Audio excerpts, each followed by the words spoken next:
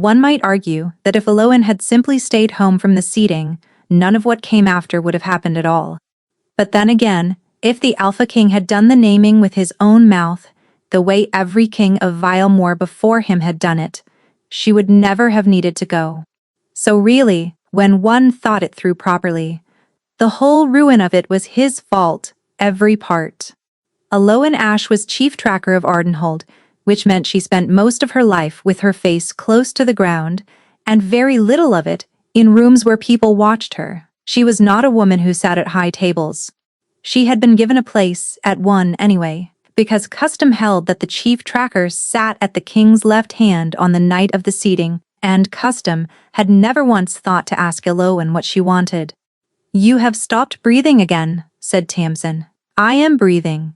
You are standing there like a post." Somebody drove into the floor. Tamsin had been reading Scent for 20 years longer than Eloan, and had earned the right to say whatever she liked. "Sit. You look like a woman waiting to be sentenced." Eloan sat and put her hands flat on the table so they would stop doing what they wanted to do. The great hall had been scrubbed and hung and lit until it did not look like itself. Crushed pine sat over 400 bodies in their good clothes, and under it the iron smell of the old stone. Eloan catalogued it without meaning to. She always did. It was the only thing about her anyone had ever needed. At the head of the hall stood 2 chairs. The first was the throne, black wood and worn arms, and it had held the Alphas of Valemore since before there were records to say so. The second sat at its right, smaller, plain, to the point of severity. That was the Luna's chair.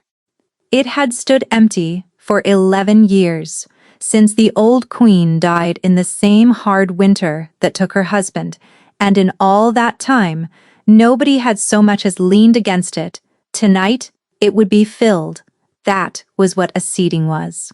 The Alpha King spoke a name. The woman it belonged to crossed the floor, and he set his own hand on her shoulder and put her in the chair. After that, the thing was done, and no council, and no house, and no law in the realm could undo it. Eloan had told herself all autumn that it would not be her name, and she had been disciplined about it. She was the chief tracker. She had a crooked nose from a bad landing at 17, and hands that had never once been soft. Kings did not put women like her in chairs. The trouble was that Casimir had spent a year making the discipline very hard. He had come to the tracker's lodge in the rain to ask about a lame horse, and stayed until the fire went out. He had learned the names of her dogs. He had sat on an upturned crate in the mud of the kennel yard, the Alpha King of all Valemore, and argued with her about road tolls until she forgot to be careful with him. He had never once said a word she could hold up as a promise. That was the worst of it. He had simply been there, over and over, until his absence had begun to feel like weather. The horns went. The hall stood, and Eloan stood with it, and her heart went somewhere up behind her teeth. King Casimir came up the length of the hall without hurrying. He was tall and dark-headed, and he moved the way water moves, and the room turned toward him the way a field turns toward light, because that was what he was, and there had never been any arguing with it. He reached the dais. He put one hand on the back of the empty chair, and then he did not speak. The herald did. Eloan felt it before she understood it. The paper was the wrong thing entirely, because a naming came out of the king's own mouth. It always had. A name spoken aloud by an Alpha carried weight no paper could hold. The herald read from the paper, Undine of the Calderpax.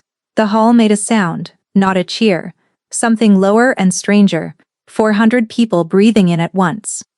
Eloan did not move. She had spent her life learning to be still when something was wrong, and she was very good at it, and she was still now, perfectly, while the floor of her life went out from under her. Undine of the Calderpax came out of the crowd. She was small and pale, gold and lovely in the way that made people move aside without deciding to, and she was, Eloan thought distantly, about 19 years old. She crossed half the floor, and Eloan, who could not help what her nose did any more than she could help her own pulse, caught the scent coming off the girl, and felt the night tilt sideways. It was fear, not nerves. not the bright flutter of a young woman walking into the largest moment of her life, in front of 400 strangers. This was the flat, cold reek of an animal in a snare, pouring off Undine of the Calder packs like smoke off green wood. Eowyn turned to look at the king. Casimir was already looking at her. He had not looked at the girl, not at the hall, or the herald, or the paper. He stood on the dais with his hand on the back of the Luna's chair and his eyes on Eowyn Ash at the far end of the high table. And his face was the most terrible thing she had ever seen on a man, and she had no name for what was in it. Then the hall turned. That was the part she would remember. Not the paper, not the name.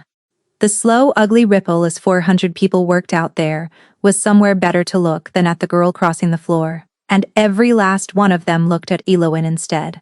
Tamsin's hand closed hard around her wrist under the table. "Do not," Tamsin said very low, "do not give them it." But Eowyn was already standing. She did it the way she did everything, without hurry and without noise. She set her napkin down because her hands wanted a job. Then she walked the length of the great hall of Ardenhold with the whole of Vale Moor, watching her go, and she did not stumble, and she did not look at the dais, and she got out through the doors into the cold before her face did anything she could not take back. Behind her, at the high table, on the king's left hand, her chair stood empty. She was 12 paces into the courtyard when the noise started. Nothing like applause. It came up out of the hall in one great, ragged shout, and under it the crack of something wooden going over, and someone near the doors sang, "Oh gods," over and over. Eowyn stopped. The king had spoken. She knew the sound of his voice through a wall, the way she knew her own dogs. He had said something after the naming, something short, and the hall had come apart over it. She stood in the freezing dark, with the pine smell still in her hair, and understood that whatever had just been said in that room was the most important thing anyone had ever said about her life. And she was the only person in Vilemore who had not heard it. The Tracker's Lodge sat at the low end of the hold, downwind of everything, which was how Eowyn had always liked it. She got the door shut behind her and stood in the dark of her own front room and made herself count her breathing until it stopped being ridiculous.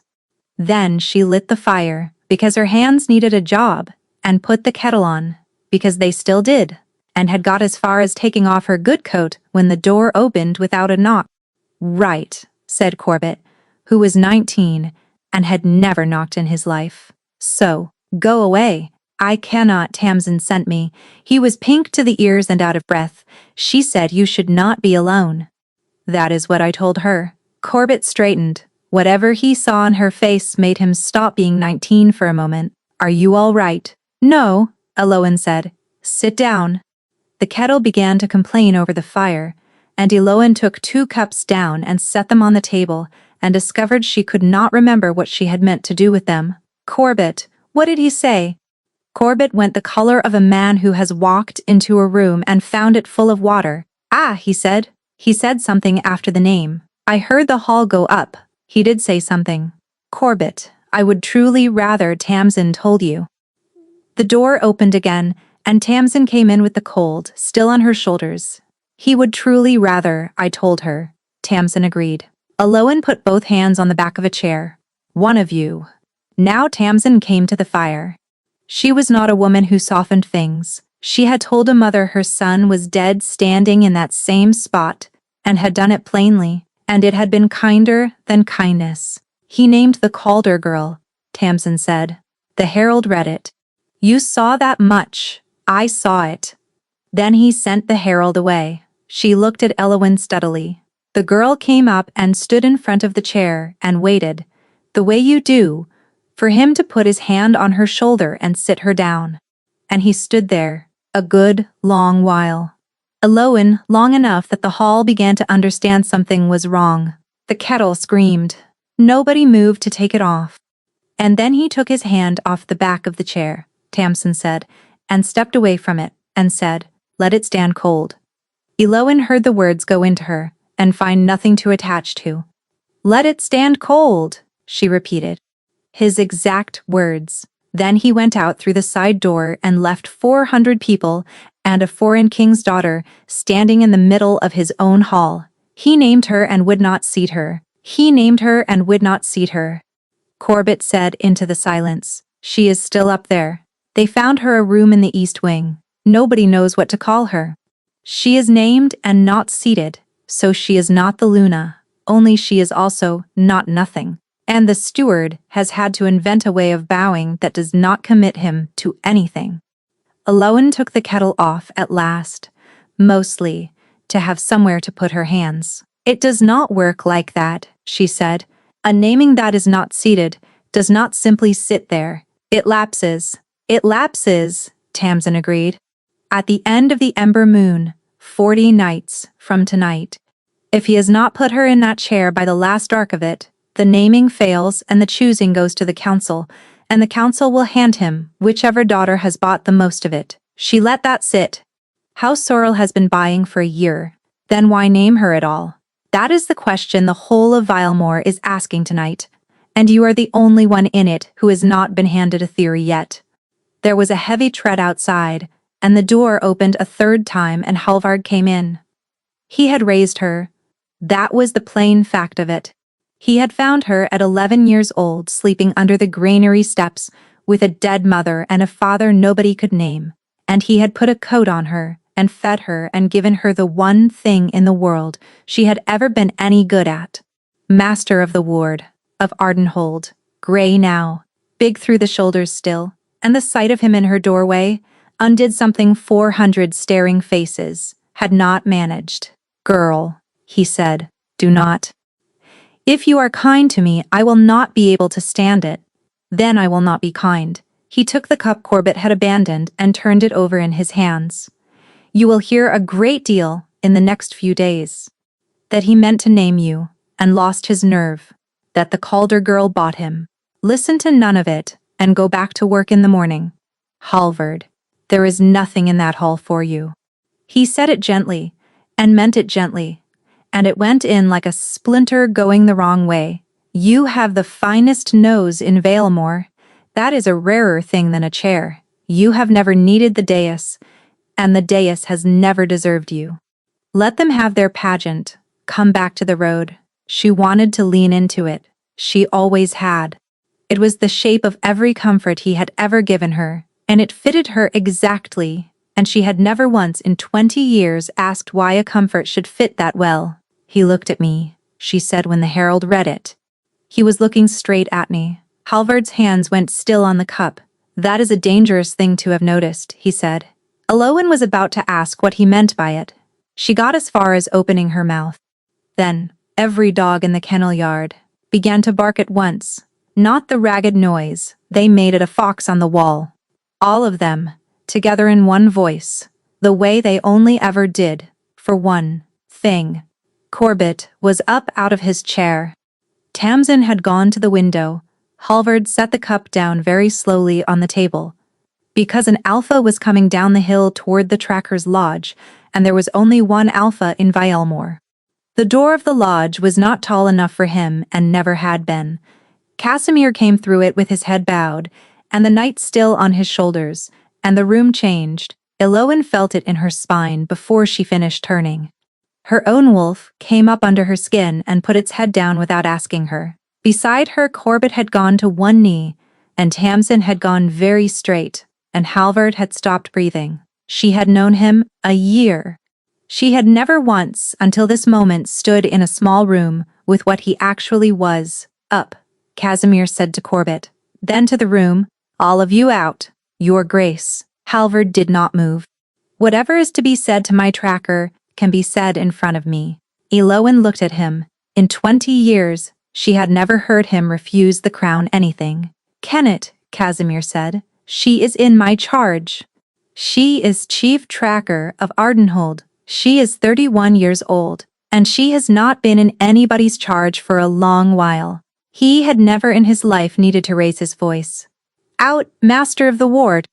You may wait in the yard if it eases you. Halvard went. He put a hand on Eloan's shoulder as he passed, and squeezed once, and she took a strange cold comfort from it that she did not examine. The door shut, and Ilowen found she had nothing at all to say to him.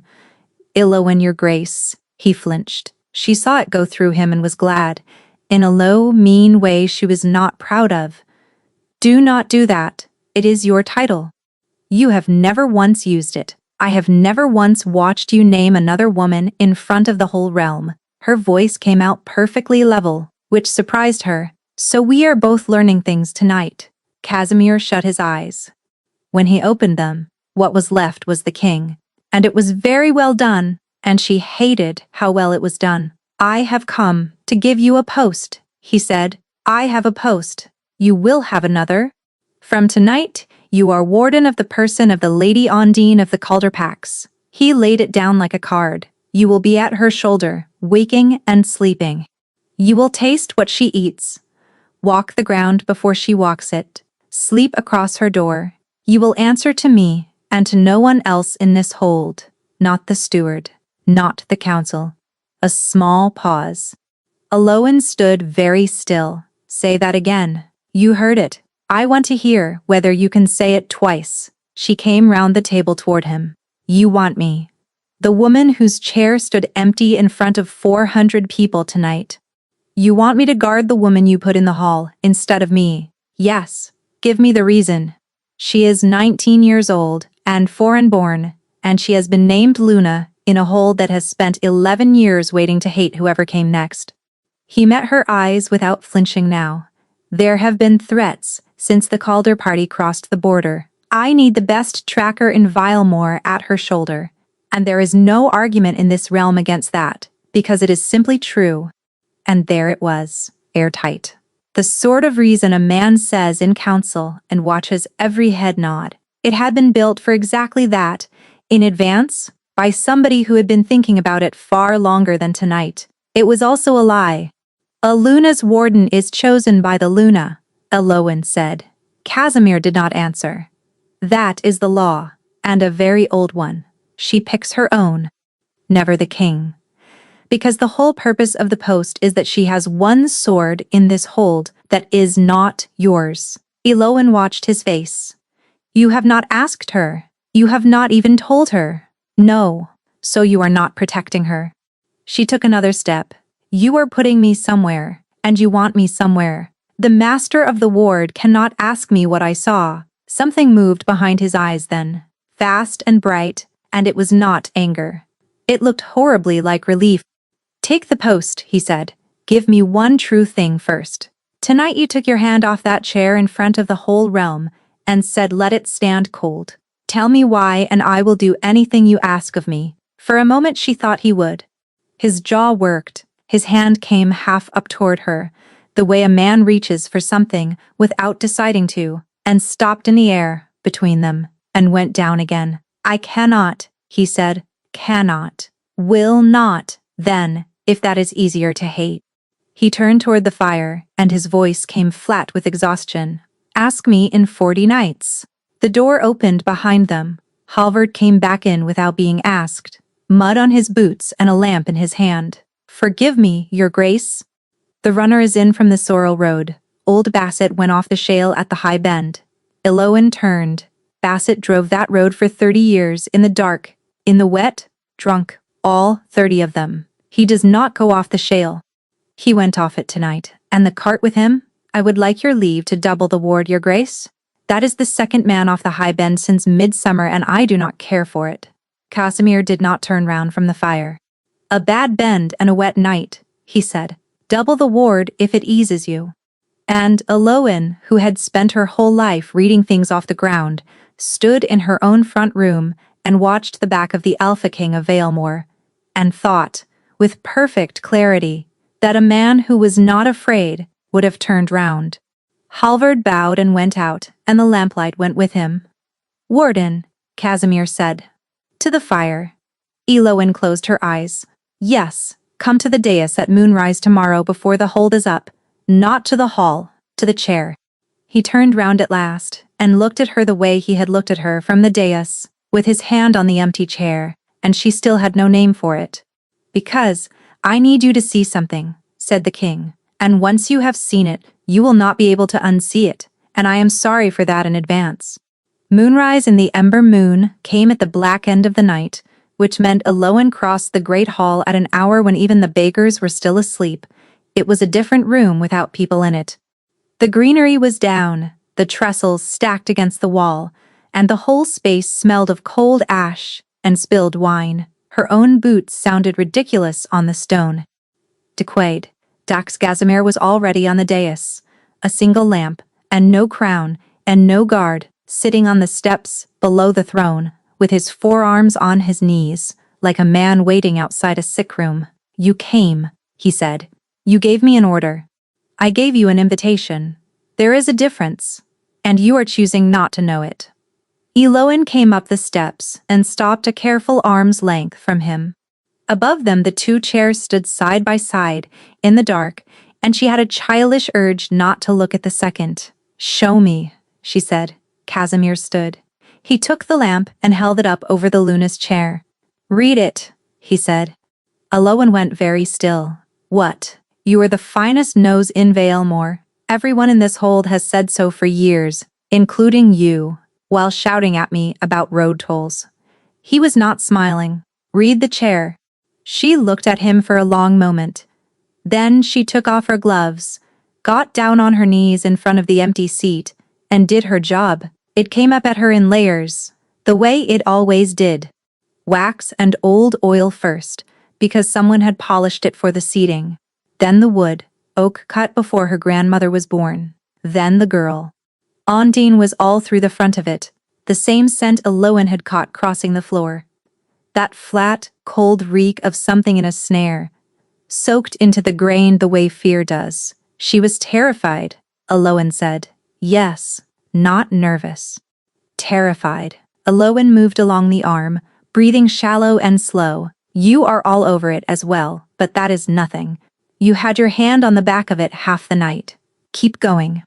She went round to the side and put her face close to the join, where the arm met the seat, where a hand would go if a hand were reaching underneath, and she stopped. Eloan, quiet. She got down flat and worked her way under, and lay on her back beneath the Luna's chair of Valemore, with the lamp throwing the shape of it across the ceiling, and breathed. It was faint. Under everything older than the polish. Older than the girl. There is a third, she said. Above her, Casimir let out a breath he had plainly been holding since before she arrived. Tell me. Cold iron beeswax, but not the polish. The kind you seal with. She turned her head. And a man. Not a servant. Servants smell of the work of lye and grease and the passages they walk. This one smells of nothing at all, which takes effort. He handled the underside of this chair with bare hands and then went away and washed. When? A fortnight before the seating. Perhaps more. She came out from under the chair and sat back on her heels. Somebody was at this chair before you ever named her, Casimir, and he did not want to be smelled. He crouched in front of her so their eyes were level, and the lamp put half of him in light. Now you know why I could not send the ward, he said, or the steward, or a tracker who answers to any man in this hold but me. That is the shape of an answer, not an answer. She did not move away from him. Give me the rest. Gotch Casimir looked at the chair for a while. I did not choose Ondine of the Calderpacks, he said. Eloan's whole body went quiet. Say that plainly. A month before the seating, something was put in front of me. I am not going to tell you what it was, and you may hate me for that as much as you like. His voice had gone very level, which, she was learning, was the sound of him at the end of his rope.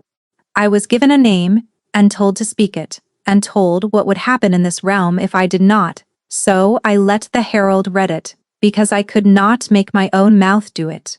And then I stood there with my hand on that chair, and worked out 4 heartbeats before I had to move. That seating her was the part that mattered, not the naming. The seating. Whatever they built, the chair finishes it. So you would not finish it. So I would not finish it, he shrugged, and the exhaustion in it was worse than anger. Let it stand cold. It was the only move I had. It cost me the only thing I actually wanted, and 400 people have looked at me, since like I have lost my reason. Eloan sat in the dark with her hands loose in her lap and felt something enormous. shift its weight inside her. She had come here to be told a lie. She had been braced for it the whole walk across the hall. Then we find him, she said. Gatchmir's head came up. The man under the chair. He touched it a fortnight before. He sealed something, and he took the trouble to wash. Aloan was on her feet now, and her voice had changed, and she did not notice it changing. Who holds the keys to this dais? The steward Osgood. Then Osgood keeps a book, because stewards always keep a book, and it will say who came in here in the fortnight before and what for. She was already moving down the steps, thinking out loud, the way she did on a cold trail. The polish was done 4 days out. Anyone in here after it leaves a hand on top, he is under. He came early, and he knew the polish was coming. To bury him. Aloan. And sealing wax means a document, which is gone now, because I would smell paper, and I do not. So, somebody came back for it. She stopped at the bottom of the steps, and realized he had not followed. What? Casimir stood on the dais with the lamp in his hand, looking down at her, and his face had done something she had never seen it do. Nothing, he said. Go on. Do not look at me like that. Like what? Like I have done a trick. It came out sharper than she meant. I am reading a floor. It is not a trick, and I have spent a year trying to tell you so in ways that did not put a target on your back. He came down the steps. The steward will not open his book for you. He barely opens it for me. Then give me something that makes him. Casimir took a ring off his hand and held it out. Aloan looked at it and did not take it. That is the ward seal. It is. From this hour, you go anywhere in Ardenhold that I could go. Any door, any book, you may put any man in this hold against a wall, and ask him what you like, and if he objects, he may object to me.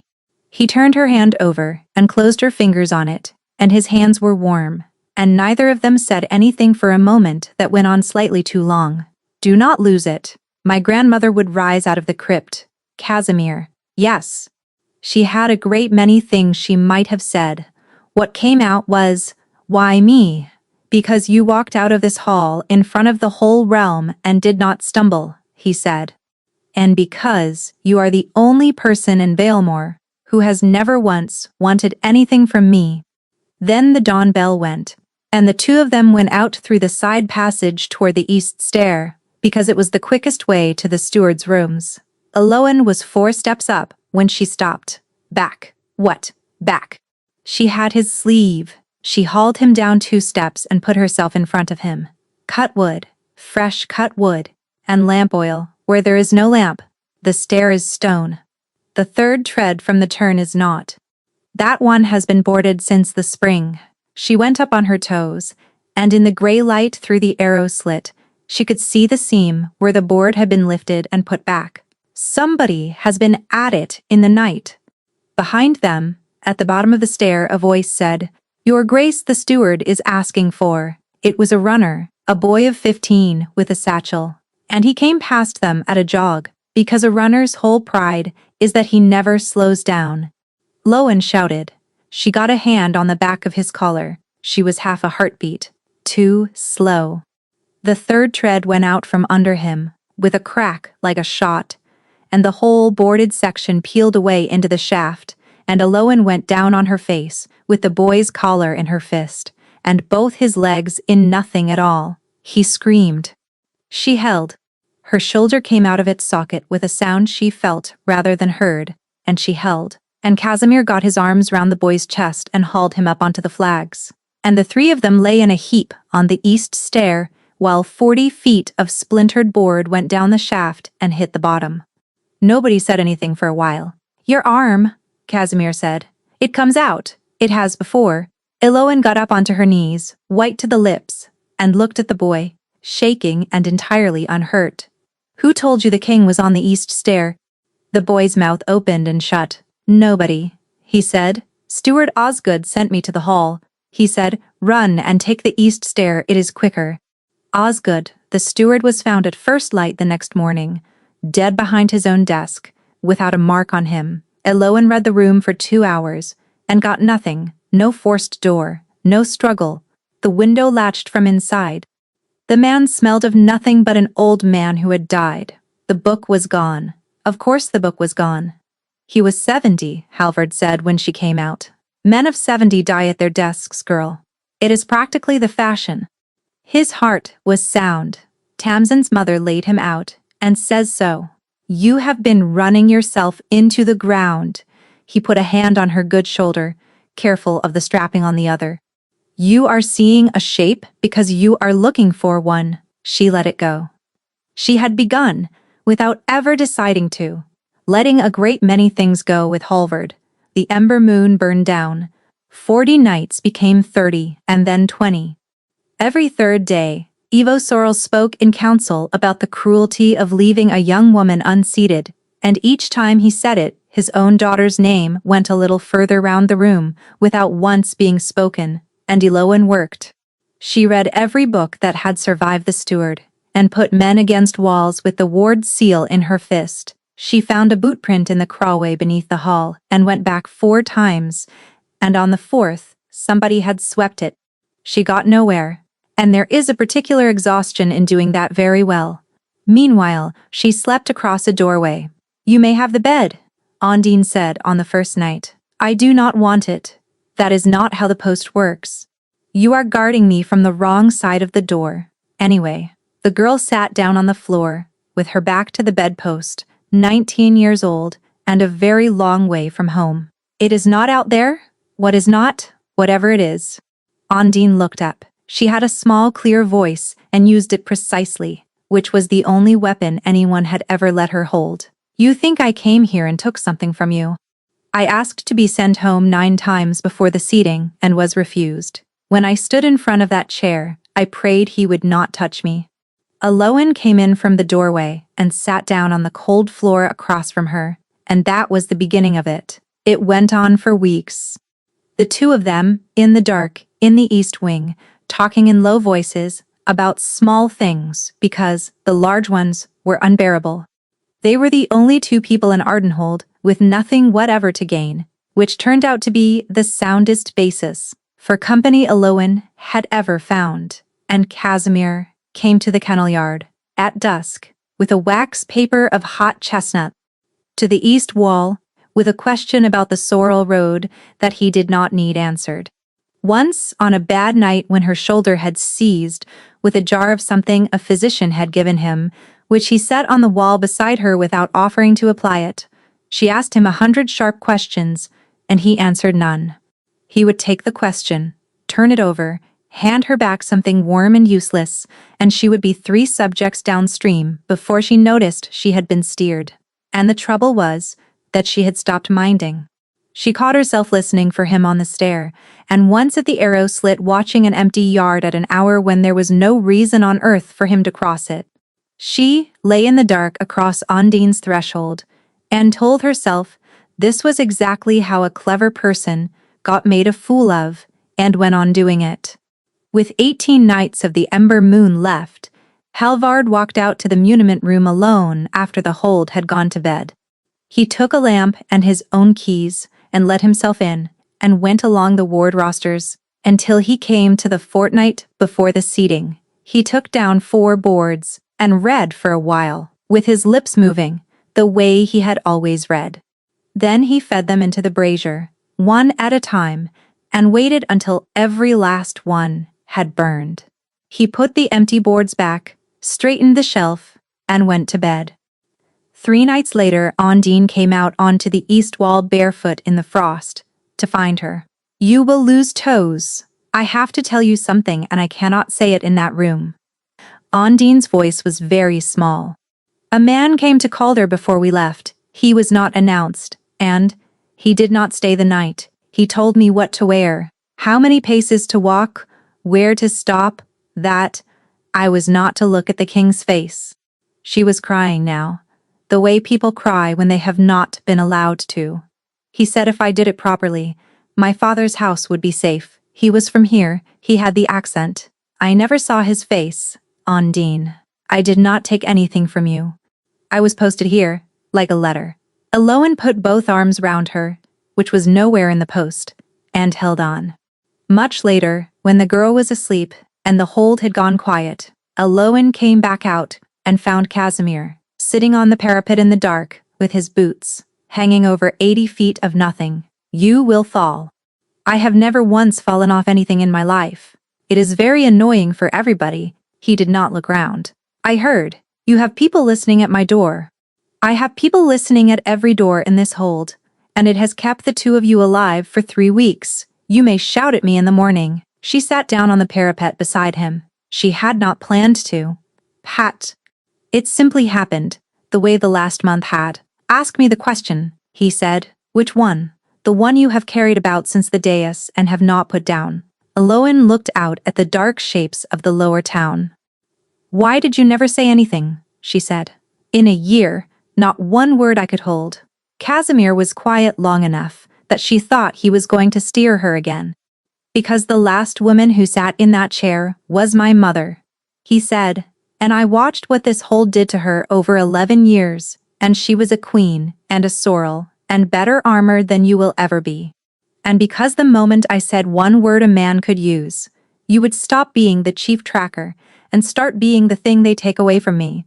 He turned his head. So, I came and argued with you about road tolls every week, for a year. Like a coward. Aloan looked down at her own hands. That is a very good answer, she said. It is a true one. I have not many of those left. She said nothing else, and neither did he. And after a while she laid her hand flat on the cold stone between them. And after a longer while, he put his over it, and they sat on the east wall of Ardenhold in the frost, until the moon went down. It was the last easy hour either of them would have. With 10 nights of the ember moon left, the hold had stopped pretending. Ivo Sorel came to the council chamber with a written petition and 40 seals on it and read the whole thing aloud in a voice like a man laying flowers on a grave, that the realm could not go on with a Luna, named and unseated. That the Calder girl was being cruelly used. That the king had shown, by his own public act, that he did not intend to complete the seating, and that the council must therefore prepare to exercise its ancient right at the last dark of the moon. He was very sorry about all of it. He said so, 4 times. Aloan stood at the back with her hand on the ward seal, and watched 20 grown men fail to look at the king. Afterwards, she found Casimir in the muniment room, alone, sitting on the floor between the shelves, with his back against the stone and a lamp guttering beside him, and she had never in her life seen a man look so finished. Get up. In a moment, Casimir. Do you know what the joke is? He said to the ceiling. The joke is that they are right. Not about the girl, about me. I have been king for 11 years and I have spent every one of them being the shape the room needed so that nobody would look too closely. And notice there was nothing underneath it. My father held this realm with his hands. I hold it by being liked. He laughed, and it was a terrible sound. And the moment I did one single thing that was not likable, it took them 30 nights to start writing the petition. Aloan sat down on the floor beside him, because standing over him felt obscene. There is something underneath it, she said. You have not seen it. I have seen it for a year. She kept her voice flat because she did not trust it otherwise. You came and sat on a crate in the mud and let a tracker shout at you about road tolls, and then you went away and fixed the road. You did not tell me you had fixed it. I found out in the spring from a carter. She turned her head. A man with nothing underneath does not do that. There is nobody to see it. Casimir did not move for a long moment. Then he reached over and took her hand, and it was not a gesture. It was a man holding on to something, and Aloan's whole world came apart. It went through her palm and up her arm and into the middle of her chest and stopped there, and it was not desire. She knew desire. She had been ill with it for a month. This was something else entirely. Grief and terror and a raw, exhausted tenderness, all of it distinct and detailed, and none of it hers, pouring into her through the place where their hands met. She could feel him. She could feel what it was like to be him. Aloan tore her hand away and got up so fast, she knocked the lamp over. Aloan, no, you felt that. He was on his feet, His eyes had gone wide and dark, and there was something in his face that frightened her more than the petition had. Do not tell me you did not feel that. I felt you. I felt you go cold when Sorrel said the girl's name. It is a cold room, and I have been awake for 3 days. Alone. It was nothing. She heard her own voice do it, flat and hard, the way she had heard herself do it 100 times to men on the North Road. It was a cold room. That is all it was. Casimir stood very still. She watched it happen to him. She watched the thing in his face fold itself up and go away, and what came back in its place was courteous and pleasant and absolutely nothing, and she understood in that second exactly what he had meant about being the shape the room needed. Of course, he said. Forgive me. Casimir, it is late, Warden. You should be at your post. She went. She got the whole way to the east wing before her hands stopped shaking, and she was still standing outside the door telling herself she had done the sensible thing when she smelled it. Sweet, green, underneath the wood smoke and the rushes. Sweet the way nothing in a stone corridor is ever sweet. Eloin went through the door of Ondine's chamber without touching the latch. The girl was sitting up in bed, with a cup in both hands and her mouth open to speak, and there was a maid by the fire that Eloin had never seen in her life, and the whole room stank of crushed green. She crossed the floor in 3 strides and knocked the cup out of Ondine's hands. It went into the fire. The fire went up green and blue and hissed like something alive, and Ondine screamed, and the maid was already at the window, and Eloin got a fist in the back of her dress and put her into the wall hard enough to shake the shutters. And then Corbett was there and 2 of the ward behind him, and it was over. Ondine had swallowed none of it. Eloin made her prove it 3 times. The maid said nothing at all. She said nothing while they held her. And she said nothing while they carried her down, and she said nothing in the cell under the North Tower. And when Eloin went back at the turn of the watch to try again, the woman was dead on the floor of a locked room, and there was not a mark on her either. Dach Casimir came at the 3rd bell. He looked at the body. He looked at the cell door, which had been bolted from the outside all night by 2 men of the ward who would both have died for him. Nobody hears of this, he said. Eloin turned round. Your Grace, not the council, not the town, not the Calder party. His voice was perfectly steady. You will write nothing in the ward book. You will tell Corbett the woman was a thief, and he will believe you, because he loves you, and you will not under any circumstances discuss it with the master of the ward. The last one landed in her like a stone in a pond. Say that again. You heard me. That is Halvard. Eloin came round the body toward him. He has held this hold for 30 years. There is a woman dead in his cells, and you want me to keep it from him. Yes. Why? Because I am asking you to. He said it quietly. 10 nights, Eloin. Give me 10 nights, and then ask me anything you like, and I will answer all of it. I swear to you on my mother's chair. But not tonight. Tonight, I need you to trust me without a reason. And the awful thing, the thing she would take out and look at later, and hate herself for, was that she wanted to. She stood in a cell, with a dead woman at her feet, and looked at a man who had lied to her about nothing yet, and told her the truth about very little, and every part of her that had sat on that parapet in the frost wanted to say, yes. All right, she said. Relief went through him so plainly, it was almost hard to watch. He touched her face, quick and careless and grateful, and she felt it again through the contact, that flood of him, and he saw her feel it, and neither of them said one word about it. Then he went out. Lowen stood in the cell for a count of 30, then she followed him. She was very good at it. She had followed men over open ground and through crowded markets, and she had never once been made, and she went up through the North Tower and along the gallery and down the service stair behind him at 40 paces without breathing hard. He did not go to his own chambers. He did not go to the council. He went along the cold passage behind the buttery, and out through the little door into the great hall of Ardenhold. And Eloin came through it 8 breaths later, and stopped dead. There was a lamp on the dais. Steward Osgood's underclerk was lying on the steps below the Luna's chair, with his head turned away from her and one arm folded under him, and he was not moving, and he was never going to move again. And the Alpha King of Vilemore was kneeling over him with a blade in his hand. Casimir looked up. Eowyn did not remember drawing. She was simply aware, somewhere a long way off, that her sword was out and level, and that the point of it was at the throat of the man she had let hold her hand on the east wall, and that her arm was perfectly steady, because it always was, because that was the one thing she had ever been any good at. Eowyn, Casimir said, very calmly, I need you to put that down and listen to me. He has been dead 4 hours, Eowyn said. The sword did not move, neither did the king. Say that again. 4 hours. Perhaps 5. Her voice came out of somewhere far away and did not belong to her.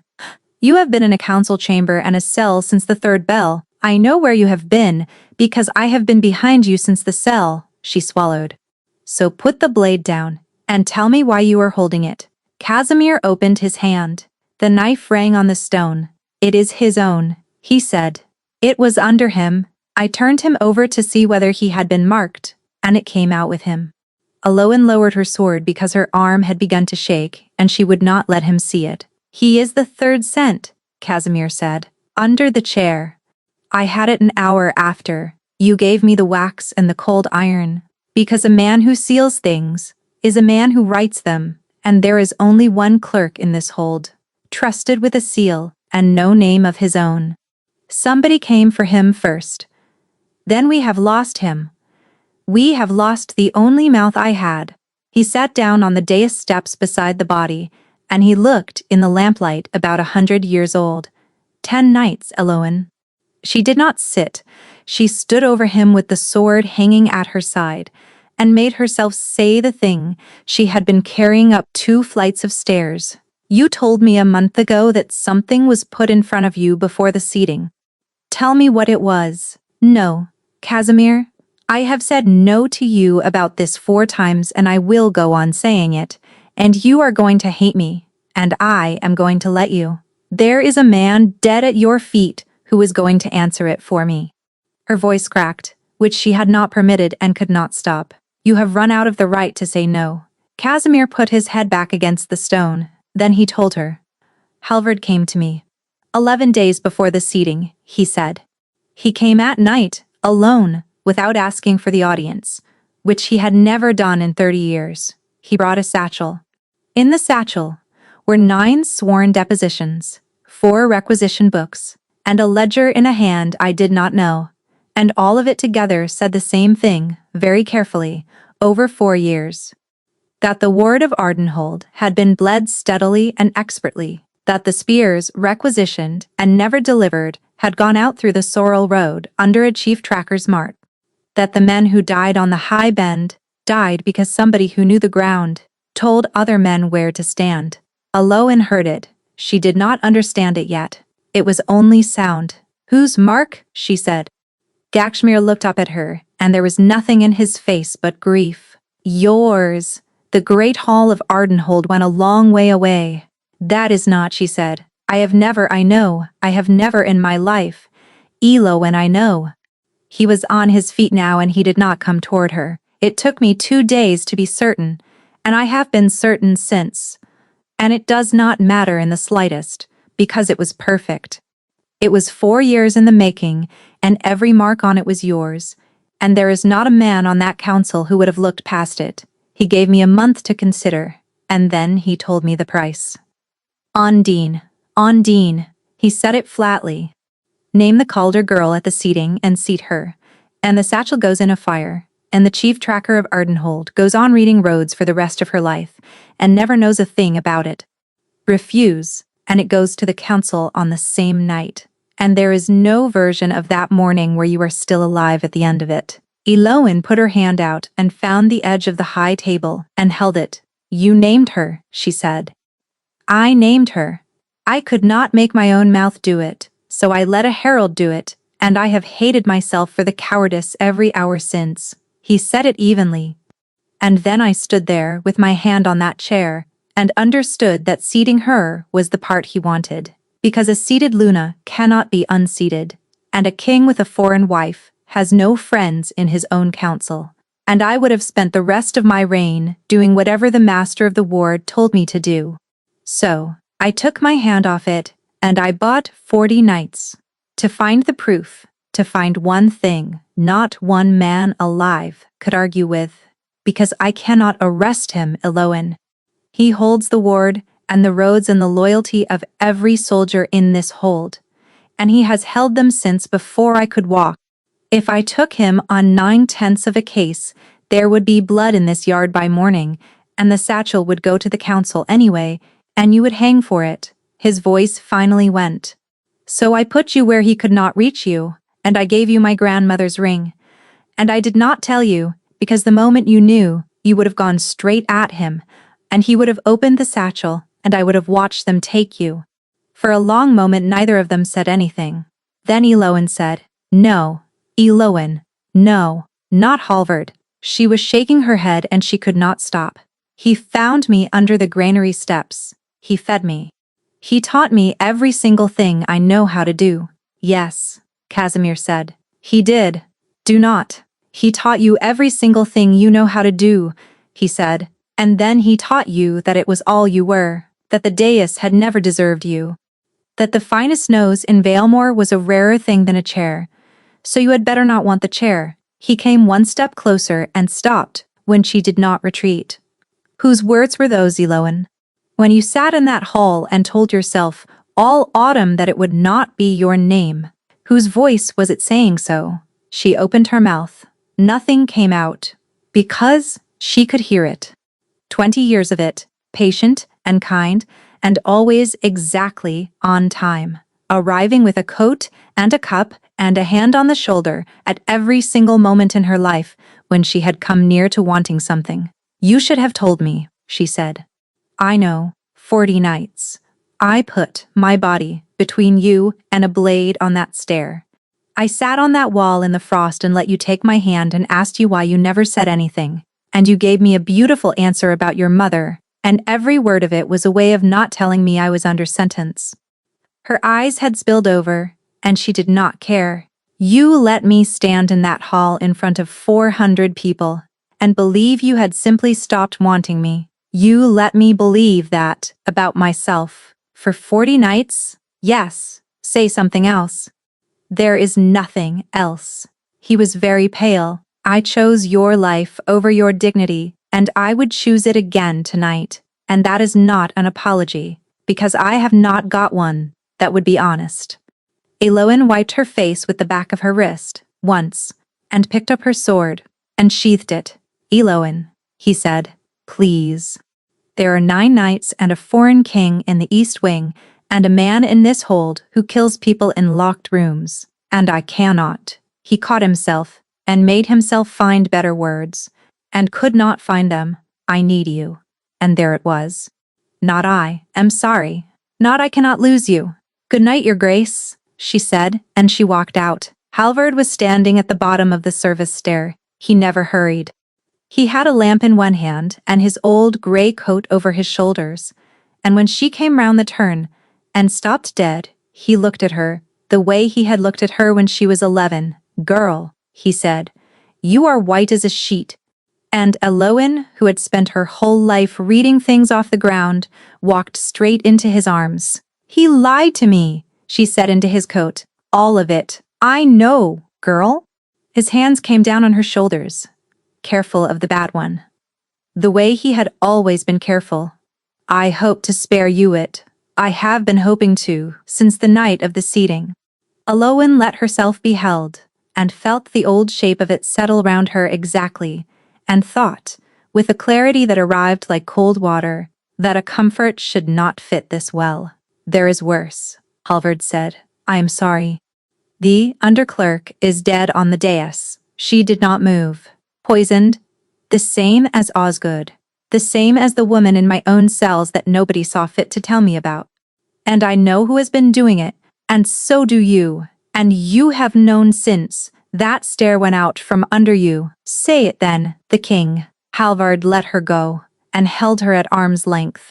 He named a girl he did not want and would not seat her, and every soul who could say why has died quietly since. Osgood held the book. The clerk held the seal. Both gone. He has been cutting the threads back to himself, one at a time, and using you to do it. It was very good.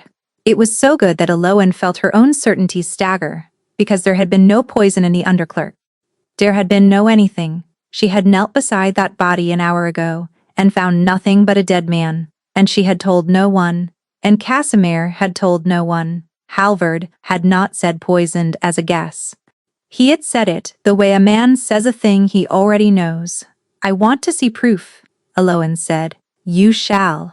He took her to the muniment room himself and lit the lamps, and brought down 4 boards of ward roster from the 3rd shelf, and laid them out and stood back, with his hands behind him. The fortnight before the seating. Read for yourself who is at the dais. Eloan bent over the boards. The hand was right. The ruling was right. The seals were right. The tallies came out, and there in the 3rd column on the 9th night was a name from the king's own household, entered plainly. Twice.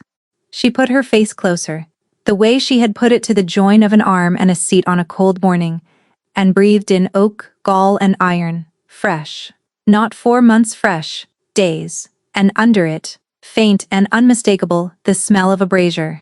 She stood with her hands flat on a forgery, and understood all at once that the man who had pulled her out of the dirt when she was 11 had burned the truth in this room and written her a new one, and that everything the king had said on the dais was true. Her hand twitched toward her sword. Old instinct, not here. Not one woman against the man who commanded every soldier in the building. Well, she said, and made her voice break.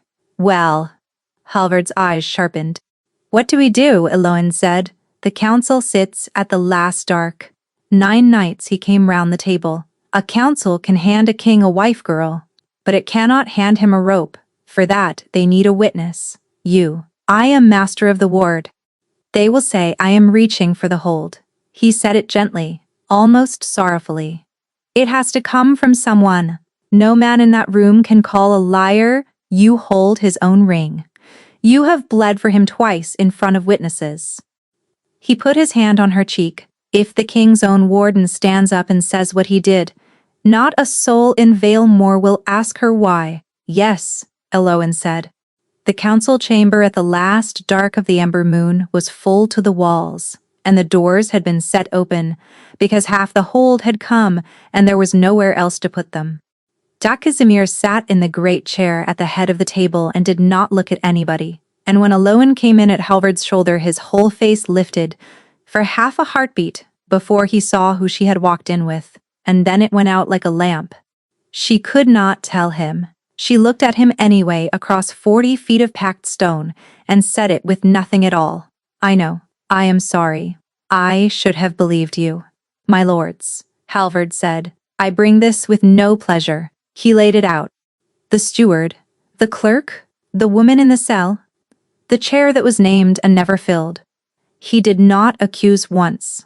He simply put each thing down beside the last, until the shape stood up by itself, and the room made the noise a room makes when it has decided something. That is a lie, Casimir said. He would say so, Halvard said, without heat.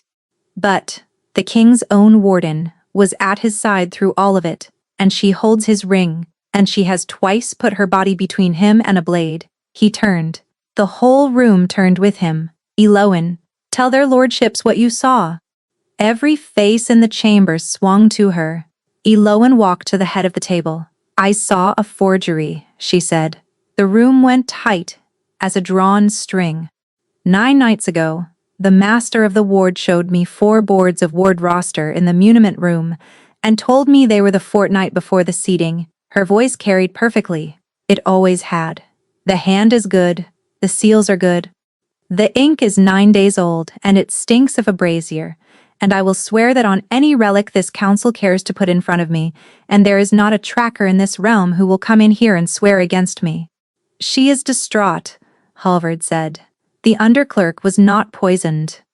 Eloan did not raise her voice.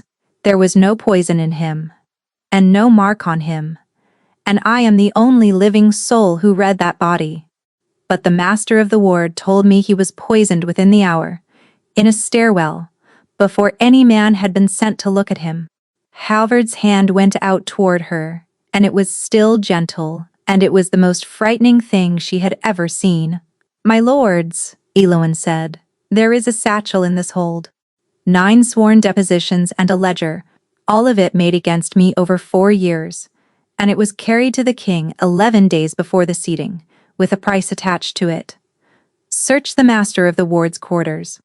Now while he is standing here and cannot reach them." "This is grief," Halvard said.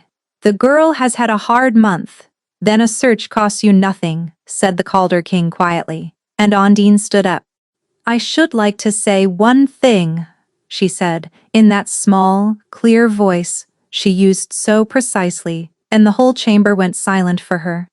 "In the autumn, a man came to my father's hall who was not announced, and did not stay the night, and he told me how many paces to walk, and where to stop, and that I was not to look at the king's face. I never saw him," she turned. "But I have heard him say the word girl in this room tonight, and I would know it in the dark for the rest of my life." Halvard ran. He came straight at her because she was between him and the open doors, and Eloan saw the knife come out of his sleeve half a beat before he reached her, and she was almost glad. This was the one thing in the whole of it she knew how to do. She turned into him, caught the arm at the wrist, took his weight against her hip, and put him face down on the flags, with her knee between his shoulders and the knife spinning away under the table. He heaved. Once, she held. "You taught me this," Eloan said, close to his ear. "On the training ground, when I was 13, you should have kept better track of what you gave me." Then, the ward had him, and they hauled him up, and half of them would not look at him, and they took him out through the open doors into a courtyard full of people who had heard every word. Sorrel was already being spoken to quietly by 2 men who had been agreeing with him an hour before. The chamber emptied itself in that hurried way rooms have, when everyone in them needs to be somewhere else. And then it was the 2 of them. Casimir had not moved from the great chair. "You saved my life," he said. "After everything, you still. I came to stop a traitor." Eloan picked her sword belt up off the table. That is all it was. The light in his face went down. "Eloan, you were right about him, about all of it. I have spent 3 days knowing it, and it has not made one single difference to the other thing." She said it steadily, because if she did not say it steadily, she would not say it at all. "You looked me in the face for 40 nights, and managed me. I would rather have hanged knowing than lived being handled. And I am glad you are alive, and you will be a good king, and I cannot trust you." "I love you," he said. "I know." She got the belt buckled. "That is the part I cannot forgive." And she walked out through the open doors into the courtyard, where the whole of Ardenhold was standing in the dark, and every last one of them stood back to let her through. They made her master of the ward on the first day of spring, and she was very good at it, and she had always known she would be. The realm changed around her that year. Halvard sat in a cell beneath the old fort and would not speak, and the rot he had worked into the ward for 30 years came out of it a piece at a time, and the roads got safe, and the spears arrived. House Sorrel gave up 3 seats and a great deal of money, and stopped being spoken of. The Calder party went home with a treaty nobody had been forced into, and Ondine wrote every month, in a small, clear hand, mostly about her brothers. And the Luna's chair stood empty. That was the thing the hold could not stop looking at. The naming had lapsed at the last dark of the ember moon, as the law said it must, and the council's ancient right had lapsed with it in the general wreckage of the men who meant to use it, and Valemore found itself with a king of 34 and no queen and no candidate and no crisis. At the first new moon of the spring, the hold gathered for a seating, because the law required a king to attempt one, and Casimir came up the length of the hall and stood beside the chair and said, "Not tonight," and went out again. He did it again at the 2nd new moon, and the 3rd. By the 4th, the whole realm had understood what it was watching, And they came anyway, in greater numbers, to watch a man stand beside an empty chair and say 2 words. Aloan stood at the back of the hall in her new coat with her hands behind her, and made her face do nothing at all. He did not write to her. He did something worse. He sent her the work, wrote accounts, ward appointments. A dispute over a mill on the Calder border. The whole tedious governance of the realm, arriving in her wardroom 3 and 4 times a week in his own hand, with a line at the bottom of each asking what she thought, and never once a word about anything else. She answered every one of them, because it was her job, and because after the 4th month, she had stopped pretending she did not go through the pile looking for his hand first. He is not going to give up, Corbett said, at midsummer. He will. He has had the chair moved. Eloan looked up. It was true. He had ordered the Luna's chair carried down off the dais and set at the foot of the steps where a chair has no meaning at all. And when the steward asked him where exactly it was to go, he had said, in front of 9 people, that it could stand there until somebody sensible was willing to sit in it. The hold had talked of nothing else for a fortnight. He is making a fool of himself, Eloan said. He is making a fool of himself very publicly and very slowly, said Tamsin from the doorway. And the rest of us have to stand here and watch it. And I have run out of sympathy for exactly one of the 2 of you. Get out of my wardroom. Master of the ward, said Tamsin, and went. The bond did not help. She had shut it on the night of the council and she kept it shut, the way you keep a door shut on a room you are not strong enough to go into. Leave a bond open, and it deepens. Deepen it, and it sets. So she held it closed through the spring and the summer, and told herself it would wither from neglect and let her alone, and every single night it sat under her ribs exactly where it had always been, warm and patient and entirely unbothered.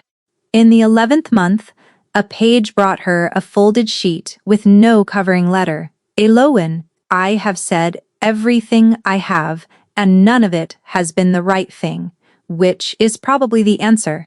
At the new moon I will take the council's recommendation. It is the last useful thing I can do with the office. You have made yourself very clear, and I have made you tired, and I am going to stop now. Thank you for the road accounts. You were right about the mill. She read it twice. This is what you wanted, she told herself. She was still telling herself that 9 days later, when Corbett came into her wardroom at the black end of the night, with Tamsin at his shoulder, and both of them, the particular gray color of people who have made a very large mistake. What? Eloan said. What have you done? He is gone. Corbett's voice went up the middle. Not his chambers. Not the stables. Nobody has seen him since the 10th bell. She was on her feet without deciding to be. Horses all accounted for. Coin. Untouched. His sword is on the stand, master. The trackers had his scent off the east postern, and it stops. It just stops. He swallowed. The way it stops when a man is being carried. No bells, Eloan said. No alarm. Wake the kennels, and I want every gate walked. Quietly. And if one word of this reaches the lower town before dawn, I will have the tongue that carried it. They moved. She stood alone in the courtyard in the cold, with the pre-dawn wind going through her coat, and she knew perfectly well what the last thing left to try was, and had known it since the word gone. It is duty, she told herself. He is the king. Finding him is my job. That was not all it was. She put her hand flat on her chest and opened the bond. It came through her, like a door blown in, 11 months of it all at once. Grief first, deep and flat, and horribly familiar. The twin of the thing she had been carrying since the council chamber. Then a tired, patient shame. Then something soft and blurred and slow, thoughts coming loose at the edges and drifting. He was not being carried. He was 3 parts drunk. Eloan stood in the courtyard of Ardenhold and made a sound that was not quite a laugh and not quite anything else, and then she was moving, and she did not go toward the postern at all. She went to the great hall. The doors were shut. There was light under them.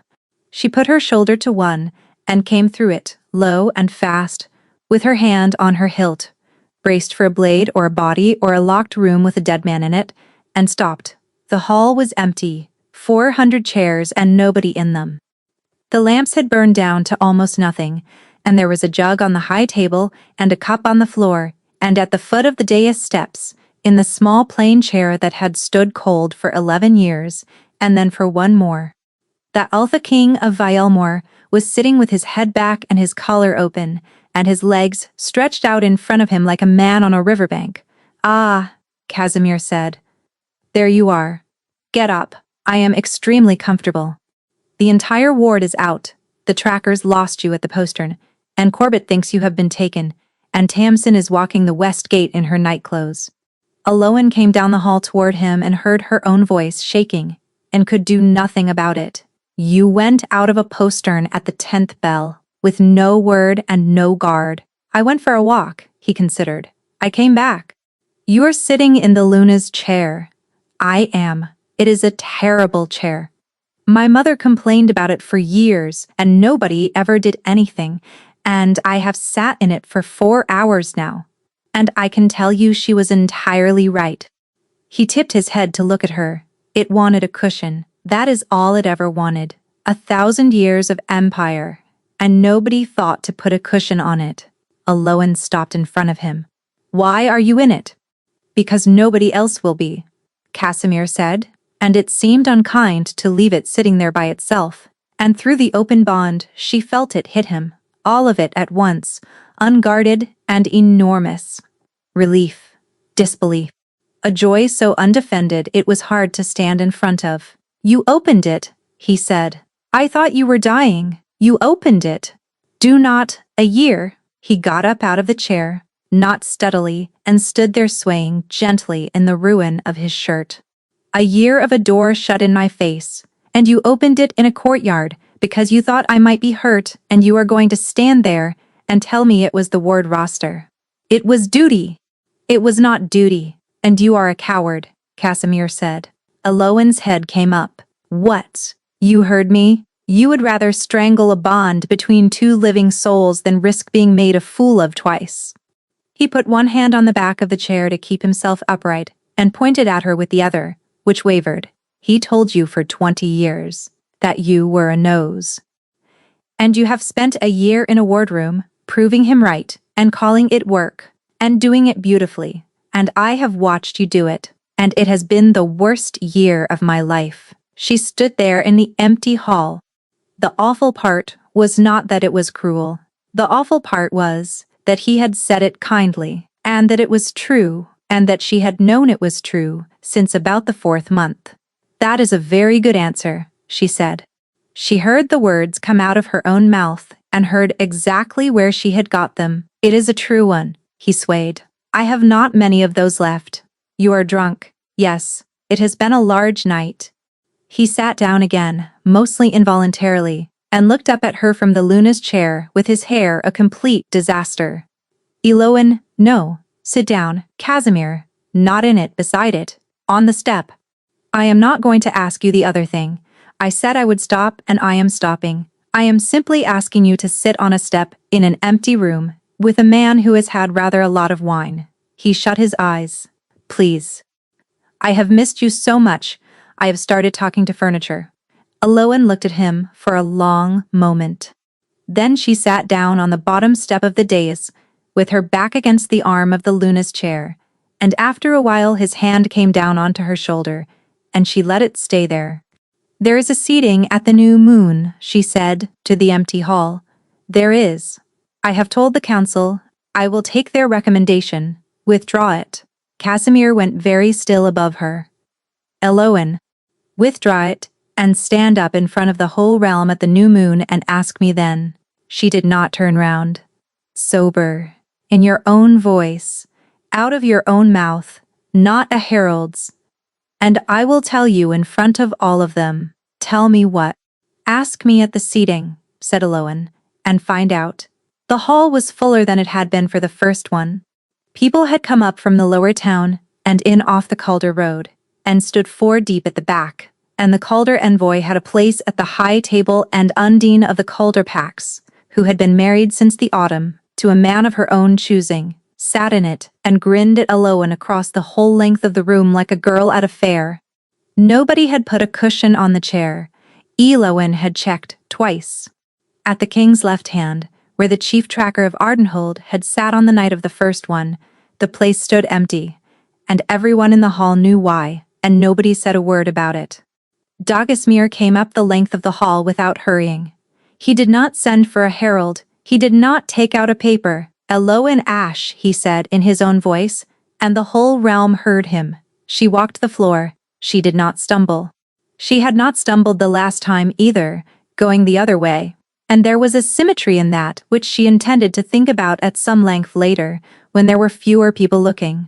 He put his own hand on her shoulder and sat her down in a chair, and the hall came apart, and the noise of it went up and out through the doors into a courtyard packed to the walls, and down the hill, into the lower town, where the bells had already started. And under all of it bent close, with the whole of Valemore shouting and not one soul near enough to hear, Casimir said something short.